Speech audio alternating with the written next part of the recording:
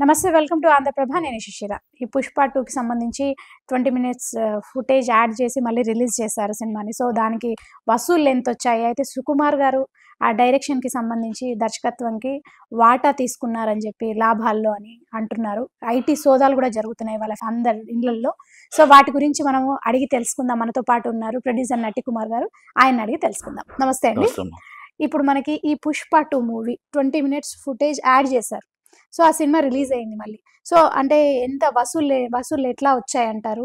So దానికి సంబంధించి ఇప్పుడు సుకుమార్ గారు డైరెక్షన్లో అంటే దర్శకత్వంకి లాభాల్లో ఇంత వాటా తీసుకున్నారని చెప్పి వాళ్ళ ఫ్యామిలీస్లో, ఆయన ఇంట్లో కూడా 2 డేస్ నుంచి ఐటీ రైట్స్ జరుగుతున్నాయి. అసలు ఏం జరిగింది, ఎందుకు వచ్చింది ఇప్పుడు సడన్గా? ఈ తప్పేముంది? ఇప్పుడు డైరెక్టర్గా ఆయన ఈ సినిమాకి మామూలుగా మంత్రి నాకు ఇంత సాలరీ ఇవ్వండి, వచ్చిన లాభాల్లో ఇమ్మన్నాడు. మంచిదే కదా, అది లాభం వస్తే ఇమ్మన్నాడు, నష్టం వస్తే అడగలేదు కదా. అందుకని లాభాల్లో ఆయన వన్ ఆఫ్ ది పార్ట్నర్షిప్ రాసుకుని ఉండొచ్చు. ఆ రాసుకున్న దాంట్లో ఆయనకి ఎంత పర్సెంటేజ్ ఉందో అంత పర్సెంటేజ్ ఇస్తారు. మ్యూజిక్ డైరెక్టర్కి అయినా పర్సెంటేజ్ అంటే పర్సెంటేజ్ ఇస్తారు. మామూలుగా డైరెక్టర్ హీరోకి ఏమైనా పర్సెంటేజ్ ఇస్తారు. దాంట్లో అన్ని పోను ప్రొడ్యూసర్కి వస్తుంది. అప్పుడు ప్రొడ్యూసర్కి గేమ్ ఇది కదా, అంటే ఫ్రీ హ్యాండ్ కదా. వీళ్ళందరూ డబ్బులు తీసుకోకుండా పార్ట్నర్షిప్లో చేసుకున్నారు అనుకోండి, అప్పుడు ఆయన తక్కువ బడ్జెట్ అవుతుంది కదా, మంచిదే కదా. అలా చేసుకుని ఉండొచ్చు. ఓకే, ఐటీ రైట్స్ అయ్యాయి అంటే ఇప్పుడు దిల్ రాజు గారి మీద అవుతుంది, వాళ్ళ మీద ఐటీ జరుగుతుంది. వాళ్ళు 1830 కోట్ల రూపాయలు షేరా, అది గ్రాసా తెలియదు, వాళ్ళు వచ్చిందని పెట్టారు అఫీషియల్గా. దాని మీద లేకపోతే ఇంకోటి 100 కోట్లు సంక్రాంతికి 1000 కోట్లు వచ్చేసింది, మొత్తం అది వచ్చింది ఇది వచ్చింది అనుకుంటున్నారు. కాబట్టి దాని మీద గతంలో ఈ ఇన్కమ్ ట్యాక్స్ ఏమైనా తక్కువ కట్టారా, లేకపోతే ఇన్కమ్ ట్యాక్స్లు కట్టకుండా లావాదేవీలు ఏమైనా ఉన్నాయా, ఆల్ ఆఫ్ ది సడన్. ఉదాహరణకు చిన్న పెట్టకథ లాంటిది ఇది. ఒక బ్యాంకులో రోజుకి ఒక 1000 రూపాయల ట్రాన్సాక్షన్ నడుస్తుంది, రోజుకి 1000 రూపాయల ట్రాన్సాక్షన్ నడిచిందని ఆల్ ఆఫ్ ది సడన్ ₹1,00,00,000 వచ్చిందనుకో, ఎక్కడి నుంచి వచ్చింది అంటారు, ఎక్కడి నుంచి వచ్చింది అంటారు కదా.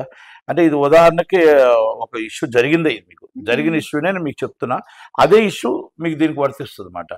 లావంగకోట అని ఒక సెంటర్లో రోజుకి పంజాబ్ నేషనల్ బ్యాంకులో 4 లక్షల రూపాయలు రోజుకి, బ్యాంక్ అంతా ట్రాన్సాక్షన్ 4 లక్షలు, 3 నుంచి 4 లక్షల రూపాయల ట్రాన్సాక్షన్లో ఒక 10 కోట్ల చెక్కును తీసుకెళ్ళి అక్కడ బ్యాంకులో డిపాజిట్ చేయడం జరిగింది ఒక కొంతమంది వ్యక్తులు. అప్పుడు టీడీపీ గవర్నమెంట్ ఉంది, దాంట్లో అచ్చెన్నాయుడు గారికి దాంట్లో ఆయన మీద ఆరోపణలు కూడా వచ్చాయి. అప్పుడు అక్కడ మొత్తం 4 లక్షల రూపాయలు, దాని జోలికి వెళ్ళట్లేదు నేను.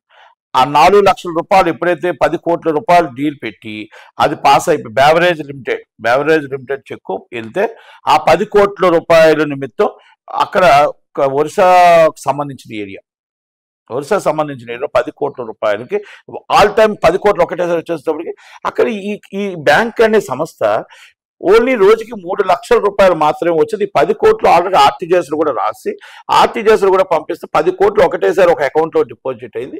ఏంటి ఈ సంగతి అనేది అక్కడ సెంట్రల్ గవర్నమెంట్కి తెలిసింది, అంటే భువనేశ్వర్లో తెలిసింది, ఒరిస్సాలో. తెలిసిన వెంటనే మొత్తం టోటల్గా పేమెంట్ అన్ని ఆపండి, ఈ మొత్తం టోటల్గా అక్కడ సిఎస్ఎఫ్ అందరూ నక్సలైట్ ఏరియా కాబట్టి ఉంటారు.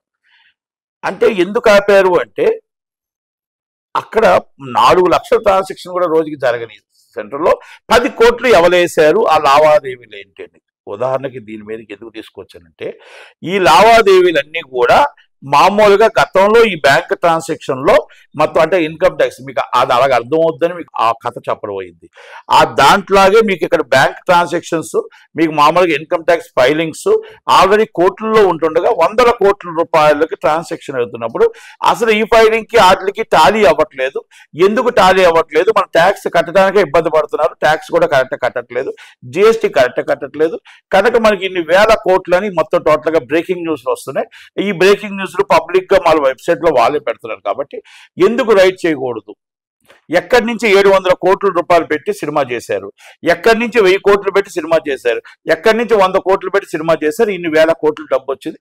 ఆ డబ్బు పరిస్థితి ఏంటి, ఆ ట్యాక్స్ పరిస్థితి ఏంటి అనేది ఒక అనుమానంతో కంపల్సరీ రైటింగ్ చేస్తారు. రైట్, అది ఇందాక మీకు అధిక ఖర్చు చెప్పాల్సి వచ్చింది. అంటే వాళ్ళకి ఆ అనుమానంతో రైడింగ్కి వచ్చారు 55 టీంలు, మొత్తం టోటల్గా ఇన్ని 1000 కోట్లు అంటే సామాన్యంగా దాదాపు వాళ్ళు చెప్పిన ప్రకారం, ఎవరు ఇప్పుడు మా ప్రొడక్షన్ కాస్ట్ వాళ్ళు చెప్తున్న ప్రకారం 1000 కోట్ల రూపాయలు ట్యాక్స్ కట్టాలి. అంటే ట్యాక్స్ కట్టాలి, అది కాదు వీళ్ళు చెప్తున్న ప్రకారం. కానీ దాంట్లో మర్మాలు ఏమున్నాయి, మాయలు ఏమున్నా అది ఎందుకు అది వేశారు అంటే ఆ షీట్ ఎందుకు వేశారు, 200 కోట్లు వచ్చిందని వేశారు అనేది ఇప్పుడు దాన్ని ఇన్కమ్ ట్యాక్స్ ఎంక్వైరీ చేస్తారు. మనం ఫేక్ సర్టిఫికెట్లు వేసిన, గతంలో లావాదేవీలు తక్కువ ఉన్న, బ్యాంకు లావాదేవీ కూడా అంతే. బ్యాంకుల్లో కూడా మీ బ్యాంకులో ఒకేసారి మీకు 100 రూపాయలు 1000 రూపాయలు ట్రాన్సాక్షన్లో 1 కోటి రూపాయలు వచ్చింది అనుకోండి, ఆపేస్తారు. ఎందుకంటే ఆల్ ఆఫ్ ది సడన్ మీ ట్రాన్సాక్షన్లో రెగ్యులర్గా నడుస్తూ ఉంటుండగా యావరేజ్ టర్న్ ఓవర్లో మీకు ఎంత పడుతుందో చూసుకొని దాంట్లో అంత పడితే ఓకే. దానికంటే మీకు 100 రెట్లు కానీ 10 రెట్లు కానీ 20 రెట్లు కానీ ఎక్కువ పడితే దాన్ని ఇమీడియట్లీ దాన్ని ఆపి అసలు డిక్లరేషన్ ఇచ్చిన తర్వాత ఎక్కడి నుంచి వచ్చింది, ఎందుకు వచ్చింది అడిగిన తర్వాతనే వదులుతారు. ఇది కూడా అంతే. ఇది కూడా ఇన్కమ్ ట్యాక్స్ రైడింగ్ అంటే అంతే.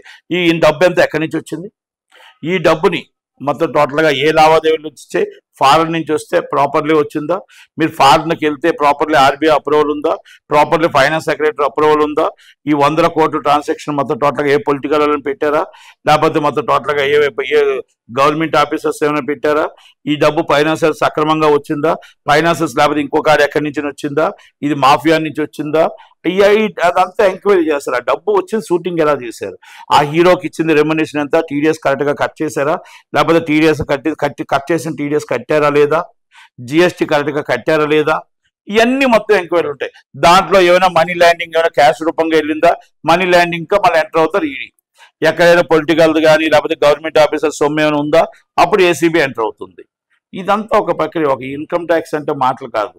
ఒక ఇన్కమ్ ట్యాక్స్ రైట్ చేస్తుందంటే రైట్ చేసిన దాంట్లో చాలా చాలా చాలా క్లూలు ఉంటాయి. ఎందుకంటే వాళ్ళు అన్నీ కూడా చూసుకున్నాక ఈడీ ఎంటర్ అవ్వచ్చు, ఏసీబీ ఎంటర్ అవ్వచ్చు, ఏమైనా పొలిటికల్ సొమ్ము కానీ ఇంకోళ్ళు కానీ ఉంటే. కనుక ఇవన్నీ ఉన్నాయి. కనుక ఎవరు తెచ్చుకున్నది అంటే మీరు ఎంత చేసినా మిమ్మల్ని ఎవరు పబ్లిక్ మీడియా మిమ్మల్ని అడగలే, మిమ్మల్ని హీరో అడగలే పబ్లిక్ అనౌన్స్ చేయమని. మిమ్మల్ని ఎవరో మీ ఫ్యాన్స్ అడిగినా ఎవరు అడిగినా మిమ్మల్ని పబ్లిక్గా పేపర్లో చేసి నా జోబులో ఎంత డబ్బు ఉంది, మై మనీ అని చెప్పలే. మీరంతా మీరు హీరో దగ్గర మెప్పు పొందడం కోసం మీరు పబ్లిక్గా ఇంత డబ్బు వచ్చిందని చెప్పారు. దానికి సమాధానం చెప్పాల్సిన బాధ్యత ఉంటుంది. ఎందుకంటే పెద్ద పెద్ద కోటీశ్వరులు పబ్లిక్ సెక్టార్లో కొన్ని వేల లక్షల మిలియన్స్ డాలర్స్లో ఉన్నారు. అంబానీ గారు ఉన్నారు, అదానీ గారు ఉన్నారు, చాలా మంది. వాళ్ళు మనలాగా మనకు పబ్లిక్గా వచ్చిందని ఈవెంట్ చేసుకొని మా దగ్గర ఇంత డబ్బు ఉందని చెప్పట్లా. అంటే ఆ వసూళ్లు అన్ని కోట్లు వచ్చాయని చెప్పడం వల్ల ఈ రైట్స్ జరుగుతున్నాయి. తప్పదు కదా. మరి వస్తున్నప్పుడు మీరు చూస్తే ఇన్కమ్ ట్యాక్స్ ఎలాగుంది, మా చూస్తే ఎంత డబ్బు ఉంది అంటున్నారు అంటే అప్పుడు అనుమానం రాదా? అనుమానం వచ్చేటప్పుడు మాకు ఆల్రెడీ ఇంతకుముందు నుంచి ఇన్కమ్ ట్యాక్స్ కొంచెం ఆల్రెడీ అవకతవకలు కట్టట్లేదు, వీళ్ళు కరెక్ట్గా ఇదిగో కడతామని ఇన్కమ్ ట్యాక్స్ డబ్బు కట్టడానికి కొంచెం కష్టపడుతున్నారు, ఈ డబ్బు ఏంటి ఇంత ఎక్కువ ఆల్రెడీ సడన్ వచ్చింది కనుక మనకు automatic public sector breaking news నిజమా అబద్ధమా కనుక ఆటోమేటిక్గా రైడింగ్ వస్తారు. అంటే ఇప్పుడు మనకి రవిశంకర్ గారు, నవీన్ గారు అంటే వాళ్ళు మైత్రి మూవీ మేకర్స్, వాళ్ళకి సంబంధించి కూడా రైట్స్ జరుగుతున్నాయి. అది కామన్ గా జరుగుతుంది. జరుగుతున్నప్పుడు వాళ్ళు ఎంక్వైరీలో ప్రకారంగా కరెక్ట్గా కట్టారా లేదా, ఏం చేశారు, దాంట్లో 1831 కోట్ల ఖర్చులు ఎంత ఉన్నాయి, ఇవన్నీ ఎంత, ఇదంతా ప్రక్రియ. దాంట్లో పుష్ప 2 మూవీకి సంబంధించి రైట్స్ నో పుష్ప 2 అనేది ఆల్రెడీ సంస్థకు సంబంధించి దిల్ రాజు వాళ్ళది కూడా జరుగుతుంది. అంటే అంత డబ్బు 2,000 కోట్లు వచ్చింది కదా, దాంట్లో వాళ్ళు ఏమైనా లెక్కలు చూపించలేదా, లేకపోతే టీడీఎస్ చూపించట్లేదా ఏంటి అనేది ఆటోమేటిక్ గా చూస్తారు. అన్ని అయిన తర్వాత దాంట్లో ఏముంది ఏంటి అనేది అనౌన్స్ చేస్తారు. ఇంకా అవుతుంది. ఇప్పుడు దిల్ రాజు గారు వాళ్ళ శిరీష్ గారు వాళ్ళ కూతురు కూడా వాళ్ళ ఇళ్లలో కూడా అందరూ పార్ట్నర్స్ జరుగుతున్నాయి. అందరూ is one of the partners. Venkateswara కేసెస్ పార్ట్నర్స్, మైత్రి మూవీస్ పార్ట్నర్స్, 2 కంపెనీలు, అభిషేక్ అగర్వాల్ ఫైనాన్సర్. సింపుల్ కదా. థ్యాంక్ యూ అండి. Thank you.